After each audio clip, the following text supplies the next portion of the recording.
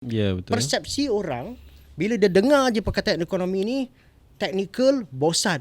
Kalau kita faham that is the character of the value of money, kita akan mengambil satu inisiatif di mana okey, kalau aku simpan sahaja duit aku dalam bentuk wang kertas, ia akan menyusut melalui masa, melalui inflation. Ada kemungkinan besar dia akan menyedarkan diri kita kenapa kita kena menyimpan, kenapa kita kena menabung. Kita ada satu persepsi.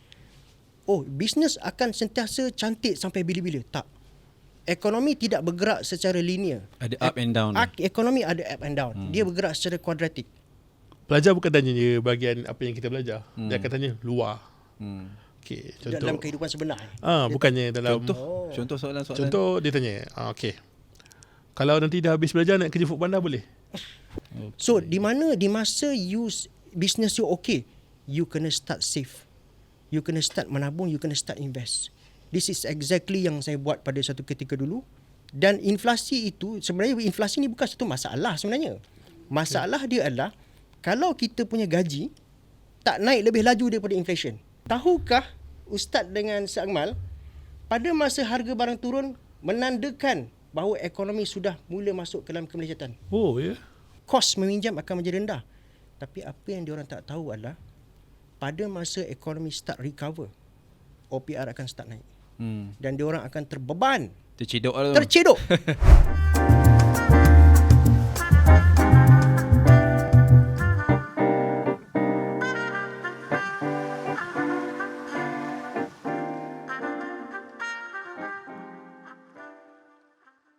Assalamualaikum warahmatullahi wabarakatuh. Selamat datang ke Podcast Tera. Saya Syafiq Hashim dan tajuk kita pada hari ini agak berat tapi sangat penting. Kenapa rakyat wajib tahu tentang ekonomi negara? Kita tahu ekonomi ni sangat susah untuk kita faham dengan terma-terma yang macam-macam, KDNK, GDP, monetary dan sebagainya. Jadi kita nak faham tentang ekonomi dalam bentuk yang mudah. Sebab itu pada kali ini kami bawakan orang-orang yang sangat sesuai untuk membahaskan tentang ekonomi daripada yang kompleks menjadi dalam bentuk yang lebih santai. Dan kita nak tahu juga apakah pandangan rakyat bawah ni, denyut nadi rakyat bawah ni tentang ekonomi, dan kita nak cuba sampaikan kepada masyarakat dalam bentuk yang lebih mudah. Jadi untuk itu, untuk podcast Tera kali ini kami bawakan dua orang yang sangat istimewa. Insan yang pertama adalah saya perkenalkan Tuan Nazri Hamdan, seorang pempengaruh ekonomi di sosial media. Yeah. Dan nanti kita nak tanya lebih lanjut lah, minta Tuan Nazri ceritakan sikit lah pada kita semua, insyaAllah. Dan di sebelah saya ni ada Tuan Nazirul Akmal, ataupun lebih glamournya panggil Sir Akmal. Sir Akmal merupakan seorang yang terlibat dalam dunia pendidikan dan ada pengalaman dalam mendidik para pelajar lah. Jadi kita nak dapatkan pandang sisi daripada angle seorang pendidik tentang ekonomi negara, dan kita nak cuba fahamkan ekonomi ni dalam bentuk yang lebih santai, insyaAllah. Jadi untuk permulaan podcast kita pada pagi ini, kita santai-santai saja, jangan terlalu serius sangat sebab tajuk dia berat. Tajuk berat, kita bincang cara Lagi serius, berat, lagi susah. takut 3 minit lagi orang lari kan. Jadi kita cuba mudahkan lah. Baik, jadi saya nak mulakan dengan Tuan Nazri. Boleh tak Tuan Nazri kongsikan kepada kita semua, kenapa Tuan Nazri suka mengulas tentang ekonomi dan sejak bila Tuan Nazri mula? Okey, silakan. Okey, baik. Assalamualaikum warahmatullahi wabarakatuh. Terima kasih Ustaz dan juga warga Galeri Ilmu lah kerana sudi menjemput saya. Sebenarnya saya daripada dulu memang saya minat dalam social media lah. Cuma pada peringkat awal tu saya agak terkapai-kapai. Saya tak tahu nak buat konten apa. Saya just ikut trend sajalah. Ada orang buat trend konten masak-masak, saya pun masak-masak lah kan. So saya buat aja apa yang ada. Cuma apa ni, bidang saya sebenarnya adalah ekonomi. Saya bekerja dalam bidang kewangan dan juga ekonomi sebelum ni kan. Cuma satu hari tu, bila saya buat peringkat awal lah konten saya tu tak boleh pergi. Dia tak ada view. Saya buat macam mana pun dia tak boleh pergi. Waktu tu mula dekat mana tu? Dekat TikTok. Memang TikTok first saya punya media sosial yang saya buat lah. Dia tak boleh pergi. Saya pernah spend satu video, saya edit selama 1 jam lebih. Saya ingatkan, kalau saya edit video cantik-cantik, dia boleh pergi view tinggi. Bila saya post, berapa dia punya view? 14. Aduh. Saya punya frust. Lepas tu satu hari tu, nak dijadikan cerita, mungkin ni petunjuk daripada Allah jugalah. Ya. Ada seorang ni, hamba Allah ni, dia tanya saya soalan ekonomi. Saya pun jawablah, dengan selamba je saya jawab. Lepas saya jawab, post tu terus pergi tinggi. Dekat situlah saya tahu bahawa saya patut gunakan apa yang saya bagus, iaitu pengetahuan saya sendiri. So dalam kita tak boleh cover semua topik, tapi yang lebih penting sekali kita kena tahu kelebihan kita dekat mana dan kita utilize kelebihan tu. So that's why since then saya start buat content ekonomi dan orang start kenal saya. Tambahan lagi, saya sebenarnya kalau kita nak cakap bab ekonomi, macam Ustaz cerita, kita tahulah ekonomi ni memang satu topik yang berat. Ya, betul. Persepsi orang bila dia dengar je perkataan ekonomi ni, technical bosan. Ya. Jadi saya nampak satu gap dekat situ. Apa kata saya buat satu content ekonomi yang mana saya bercakap dalam bahasa layman's term, ataupun bahasa kita berbual, Orang awam lah. orang awam, supaya orang faham apa yang saya cuba sampaikan dan juga orang minat nak dengar. Betul. Jadi dalam konten-konten saya kalau tuan tengoklah konten saya, saya akan cuba sedaya upaya elak menggunakan kata-kata teknikal. Saya akan cuba guna bahasa pasar, dan alhamdulillah lah semenjak tu konten saya naik dan juga follower saya mula berkembang lah. Adakah tagline akan tetapi tu sengaja dicipta ataupun tercetus sendiri? Dia sebenarnya memang saya kadang-kadang tersebut akan tetapi follower saya dia highlightkan benda tu. Mungkin benda tu satu perkataan yang baru bagi dia, yang mungkin tak pernah digunakan sebagai tagline. So dia kata akan tetapi. Saya pun gunalah akan tetapi. Jadi trademark lah. Jadi trademark. Dia kalau Jadi tengok trademark. video Tuan Nazri kan, akan tetapi starting video tu kan, kita dah tahu ini Tuan Nazri punya video lah.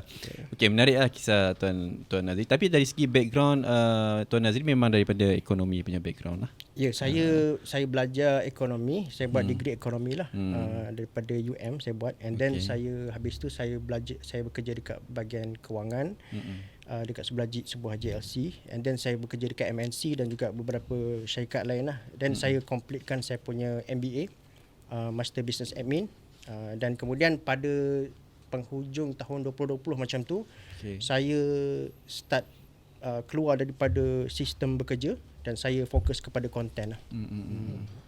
Okey, itu sedikit tentang Tuan Nazri Hamdan. Saya nak pergi kepada Sir Akmal lah. Kita panggil Sir Akmal lah. Ya betul. Sebab pelajar memang kena Sir Akmal lah. Dia panggil Sir Akmal lah. Memang dipanggil Sir Akmal. Okey, sejak bila terlibat dalam dunia pendidikan? Okay, kalau nak kata daripada kecil saya memang minat bahagian pendidikan ni. Dan mostly background keluarga besar pun memang semua pendidikan, hampir semua. Cuma parents saya je perbankan kedua-duanya. Okay, then saya cuba kejar cita-cita saya. Okay, alhamdulillah realisasi tercapai. Minat tu memang datang daripada dalam. Dan kalau nak kata bermula, baru saja bermula kalau ikutkan.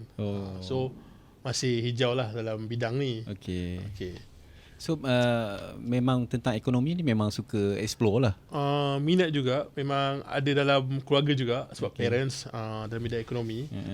Lepas tu masa SPM memang ambil ekonomi. Tingkatan 6 pun memang ambil pengajian perniagaan. So memang ada sedikit lah. Waktu tu skor lah, ekonomi skor lah. Boleh lah. Lepas tu adik saya pun ambil bidang ekonomi juga. So adalah circle dekat situ. So maknanya kita panggil ni, satu kita nak dengar angle warga pendidik, orang yang dah orang muda, orang yang berkerjaya. Kita nak tahu angle ekonomi juga, dan kita panggil Tuan Nazri selaku pengulas biasa di social media tentang ekonomi lah. Baik, kita nak go kepada topik kita. Okay, so kepada Tuan Nazri dulu saya nak tanya, Tuan Nazri dah cerita tadi kenapa suka mengulas pasal ekonomi kan? Tapi kenapa sebenarnya rakyat Malaysia kena faham pasal ekonomi? Okay, teruskan. Baik, ekonomi ni sebenarnya kalau kita buka saja internet, kita buka saja berita, kita boleh katakan hari-hari kita dengar pasal ekonomi. Baru-baru ni kita dengar pasal belanjawan, dan benda tu kecoh. Kita pun selalu dengar pasal inflasi. Tapi the point is that apakah gunanya kepada diri kita kalau kita faham benda ni? Saya cuba memberikan satu konteks yang berbeza di mana ekonomi itu mudah, dan kalau you faham, ia akan memberikan satu manfaat kepada diri kita. Saya bagi contoh. Katakanlah kita bercerita tentang inflasi. Dulu kita pergi kedai RM50 boleh penuh satu troli. Betul. Sekarang ni RM500 baru penuh satu troli. Tapi kalau kita faham kenapakah inflation itu berlaku, inflasi itu berlaku dan kenaikan harga itu berlaku, itu satu benda yang normal. Sebenarnya setiap tahun harga barang tak jatuh, harga barang semakin meningkat sebenarnya. Betul. Inflasi akan sentiasa meningkat. Inflasi akan hanya jatuh pada ketika ekonomi kita mengalami kemelesatan. Dalam keadaan biasa, ekonomi kita akan sentiasa naik. Kalau kita faham that is the character of the value of money, kita akan mengambil satu inisiatif di mana, okey, kalau aku simpan sahaja duit aku dalam bentuk wang kertas, ia akan menyusut melalui masa, melalui inflation. Tapi di atas kesedaran itu, kita pun ada minat untuk melabur di dalam pelaburan lain, contohnya macam emas. Supaya kita boleh sustain kita punya real value tu dan tidak dihakis semudahnya oleh inflation. So kalau kita faham konteks ekonomi sebenar ni, ada kemungkinan besar dia akan menyedarkan diri kita kenapa kita kena menyimpan, kenapa kita kena menabung. Dan juga contoh lain ialah dari segi kitaran perniagaan. Bila kita bekerja, kita berniaga ke, selalu kita tengok bisnes cantik, kita ada satu persepsi.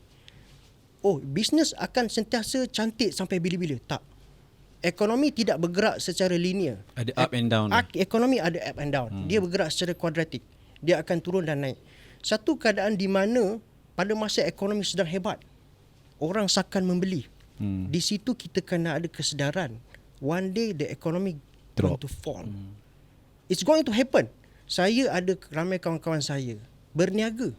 Sekitar tahun 2018-2019, bisnes diorang boom. Bila masuk ke COVID, habis. Habis. Pada ketika diorang ada duit, apa dia buat? Dia beli kereta mewah. Belanja ikut suka lah tu. Kenapa dia buat macam itu? Sebab dia ada mentality di mana aku tak kisah, aku boleh belanja, bisnes aku akan sentiasa grow. Dia akan rasa dia akan stable sampai stable, bila-bila. No. It's not going to happen. You dreaming kalau you macam tu. So di masa business you okay, you kena start save. You kena start menabung, you kena start invest. This is exactly yang saya buat pada satu ketika dulu. Dan masa COVID, orang duduk dekat rumah, perasan tak orang membeli belah. Saya adalah antara orang yang berniaga pada ketika itulah. Dan pada kita susah, kita akan gunakan balik wang-wang kita tu untuk kita sustain lah pada masa tu. So ini adalah antara perkara penting. Kenapa kita kena faham ekonomi? Especially kalau kita seorang yang terlibat dalam perniagaan. Kita kena faham ekonomi akan ada ups and down. Bila ekonomi naik, jangan fikir benda tu akan sustain. Beli macam-macam. Jam tangan mahal-mahal beratus ribu. No. You kena start invest. Kena buat preparation. Tak kala ekonomi akan jatuh satu hari nanti. It's going to happen. It's going to happen whether you like it or not. Ekonomi ni macam Tuan Nazri cakap, dulu kalau kita pergi kedai RM50 tu hampir penuh satu troli. Okay, sekarang kalau kita tengok RM50 suku pun tak sampai. Adakah ekonomi tu sebenarnya adalah kuasa duit? Wang kertas itu sendiri yang dimaksudkan sebenarnya. Okay. Bila kita ceritakan pasal inflasi, inflasi macam saya cakap, dia akan sentiasa berlaku. Beza dia, dia akan pergi terlalu laju ataupun dia pergi dengan kadar yang perlahan. Tapi dia tetap akan naik. Beza dia dekat situ. Okay, sama ada kita suka atau tidak. Now, wang ini akan sentiasa merosot dia punya value dia. Dan inflasi itu, sebenarnya inflasi ni bukan satu masalah sebenarnya. Masalah dia adalah kalau kita punya gaji tak naik lebih laju daripada inflation. Dekat situ kita akan nampak bahawa aku punya kuasa beli tak ada. Tapi kalau gaji kita naik lagi laju daripada inflation, tak ada masalah. Okay. It's not a problem. Sebab inflation kita selalu fikir macam ni. Saya tanya Sir Akmal. Sir Akmal suka harga barang turun atau harga barang naik? Confirm lah suka barang turun, harga barang turun. Ustaz? Sama lah. Turun. Tahukah Ustaz dengan Sir Akmal, pada masa harga barang turun menandakan bahawa ekonomi sudah mula masuk ke dalam kemelesatan? Oh, ya? Tahu tak? Kenapa saya cakap macam tu? Kita tengok apa yang berlaku dekat China. Okay, China sekarang ni ada satu masalah di mana dia punya harga rumah bukan naik, harga rumah jatuh.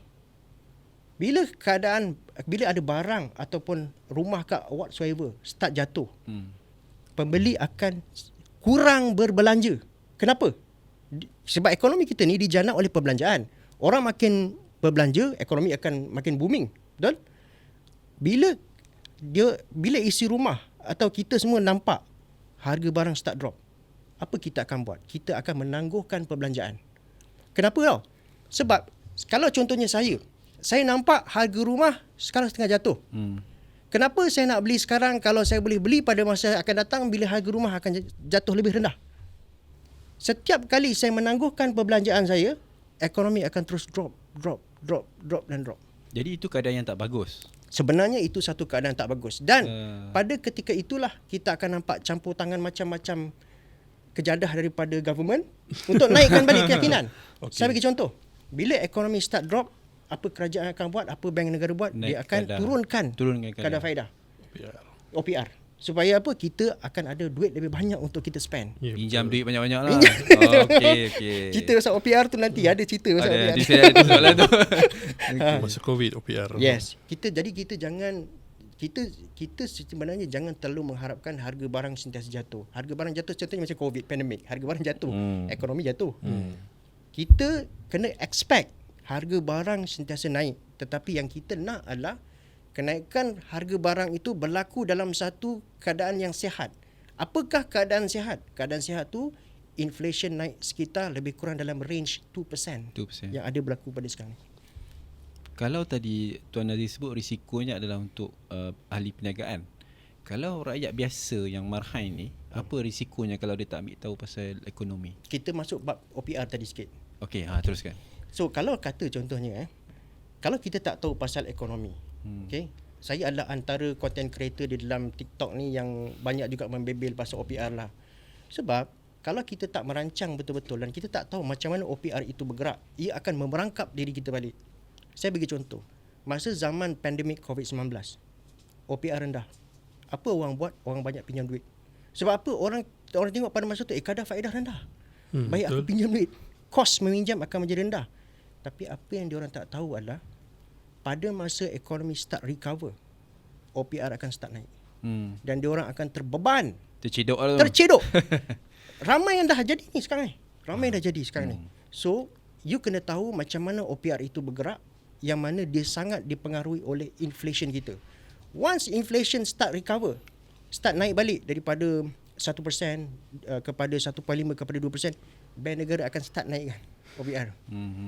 You akan hanya nampak benda ni bila you ada knowledge pasal ekonomi. Kalau you tak ada knowledge pasal ekonomi, you akan fikir OPR, kadar faedah akan kekal rendah sampai bila-bila. Betul. It's not going to happen. Okey. Tidak ada yang kekal dalam Tidak ekonomi. Tidak ada yang kekal lah, betul.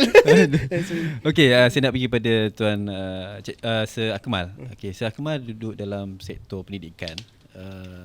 Ada bagaimana Tuan melihat pasal ekonomi ni? Adakah Tuan ambil maklum, ambil pot lah istilahnya, ambil pot tentang ekonomi, ataupun alah aku pergi mengajar, balik mengajar, sudahlah ekonomi ni lantaklah nak jadi apa kan? So macam mana Syed? Pertama kali mestilah ambil pot. Sebab ekonomi ni penting untuk menjana kehidupan seharian kita. Dan juga dalam kehidupan saya, pelajar bukan tanya je bahagian apa yang kita belajar. Dia akan tanya luar. Okay, contoh, dalam kehidupan sebenar. Bukannya dalam Contoh soalan-soalan. Contoh dia tanya, okay, kalau nanti dah habis belajar nak kerja Foodpanda boleh? Boleh tanya ke situ lah. Sebab dia kata dia tak nak sambung belajar. So saya cerita pasal gig sector. Sampai bila kau boleh buat benda ni? Cantik. Lepas tu ada yang tanya, saya nak jadi influencer, seperti Tuan Nazri dan sebagainya. Saya kata boleh, tapi kena pandai lah orang kata manage duit tu. Kadang-kadang dorang ni nampak benda yang indah je.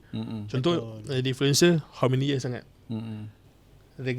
Regressive income kita panggil tu. So kau kena buat benda lain. Jadi saya banyak educate benda-benda tu.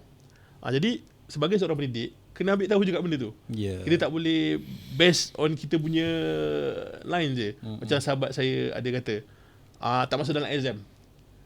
Kena belajar benda yang masuk dalam exam saja, tak boleh. Kita kena tahu semua juga. Sebab realiti dekat luar bukan hanya dekat exam tu saja. Satu lagi preparation untuk diorang sebenarnya, untuk diorang nak hadapi cabaran-cabaran yang sangat Yelah, dunia ni makin lama makin sukar kan. Orang prepared daripada situ lah, bagi saya lah. So itulah kalau nak jawab. Kalau dari circle orang dalam dunia pendidikan, adakah percentage dia orang ni ambil cakna pasal ekonomi tu besar ataupun? Kalau circle ni dalam pendidikan memang dia orang sangat ambil cakna lah. Okay.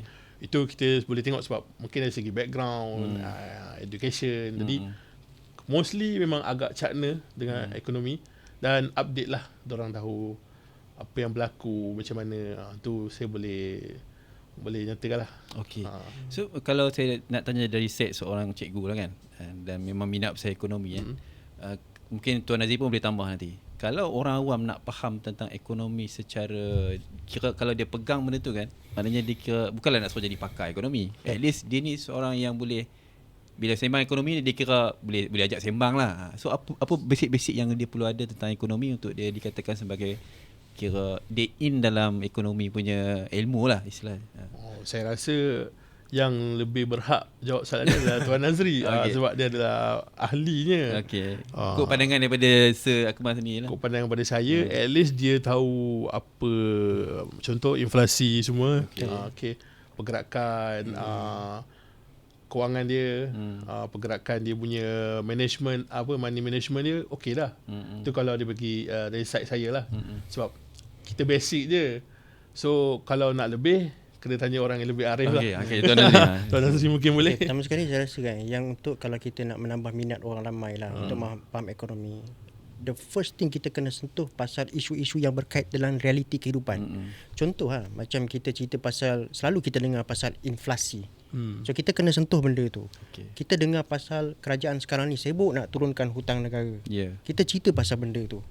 Kita dengar kerajaan, kita dengar sekarang ni ekonomi global tak begitu sihat. Kita dengar ada cabaran-cabaran tertentu. Kita cerita pasal tu. Pasal kadar faedah, kita cerita pasal tu. Pada saya kita sentuh benda-benda tu dalam aspek realiti kehidupan kita, and then kita boleh tarik minat orang ramai lah untuk yang dia lebih minat belajar, supaya dia boleh kaitkan dalam hidup dia, bukan hanya kita bercakap dalam konteks teori sahaja. Maknanya nak mengulas pun kena tengok tahap capaian orang awam ni macam mana tentang ekonomi, dan kita sembang kena dengan apa yang dia orang nampak. Tapi bila kita bercerita tu, jangan kita bercerita terlalu teknikal. Kalau kita cerita inflation, saya cerita pula pasal consumer price index. Macam mana nak kira consumer price? Apa benda kejadian kau cerita ni kan? Kita tak payah cerita masa tu. Kita cerita secara konsep kasar. Macam saya cakap lah, harga barang akan sentiasa naik. Dia faham konsep asas ni, dah cukup. Okey, Tuan Nazri, saya nak masuk pada soalan komen di luar kan. Sekarang ni kita kata inflasi kita bagus, kadarnya 1.5 hingga 1.8, tak sampai 2% lah saya rasa kan. Setakat ni 1.8 kalau tak silap 1.8 kan. Dan dalam masa yang sama kos barang tak pernah turun, sentiasa naik.